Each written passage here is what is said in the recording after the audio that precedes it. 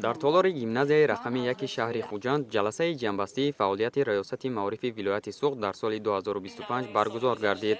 در آن فعالیت ساحه معارف نتیجه گیری از اجرای برنامه‌های دولتی، قرارها و سفارش‌های مقامات داخلدار، معین نمودن مشکلات و کمبودی‌های جای داشته و معین کردن سمت‌های افضلیت‌ناک فعالیت ساحه برای سال 2026 مورد بررسی قرار گرفتند. تاکید گردید که در زمان صاحب استقلالی با توجه و دستگیری و غمخوری‌های پیوسته حکومت مملکت ساحه معارف رشد نموده با بنیاد انشاءات نو و زمانوی فراهم آوردن شرایط ارزنده تعلیم و تربیت و غمخوری پیوسته نسبت کارمندان ساحه امکان داد که نشان دهنده‌ها دوره به دوره بیشتر گردد. در پرتو سیاست معارف پرورانه پیشوای ملت پرزیدنت جمهوری تاجیکستان محترم امامعلی رحمان در ولایت سوخت به رشد و پیشرفت ساحه معارف همچون ساحه مهم و افضلیت‌ناک توجه خاصه روانه شده است. امروز در ولایت 965 مؤسسه تحصیلات عمومی فعالیت کرده 593 هزار نفر به تعلیم و تربیت فرا گرفته شدند.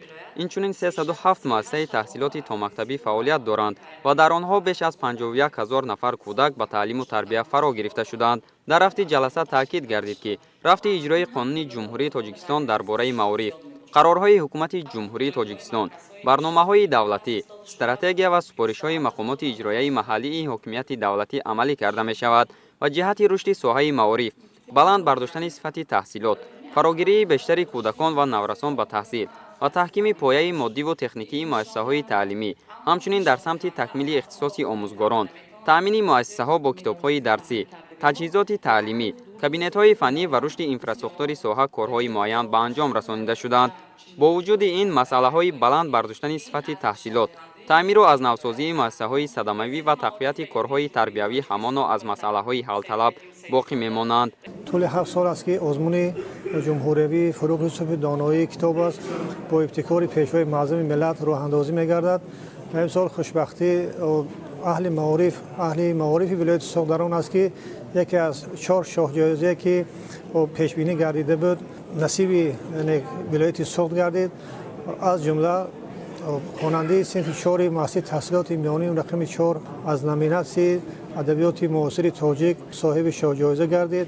برای کل مردم ولایت سوخت بسیار یک تحفه ارزنده بخشیده به 35 سالگی استقلال جمهوری تاجیکستان به حساب می رود. در ولایت برای سزاوار پیشواز گرفتن جشن فرخنده ملت 35 سالگی استقلال دولتی ساختمان، بنیاد، از نوسازی و تعمیر کپیتالی سلسله انشاءات‌ها با تعداد عمومی 12,000 عدد به نقشه گرفته شده تا این مرحله نقشه پیش بینی شده بر زیاد تأمین گردیده است. در این روند به بنیاد مؤسسه‌های ساحه معارف توجه ضروری روانه گردیده در تمام شهر و نواحی انشاءات جشنی از قبیل مکتب و کودکستان، سیمخانه‌های علاوگی، تالار خرد و بزرگ ورزشی، کتابخانه و اتاق‌های فنی ساخته به استفاده داده می شود.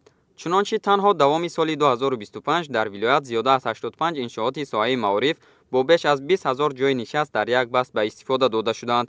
همه این تدبیر باعث به بالا رفتن سطح و صفت تعلیم و تربیت در مؤسسه‌های ساحه گردیده صف خوانندگان فعال زیاد می گردد.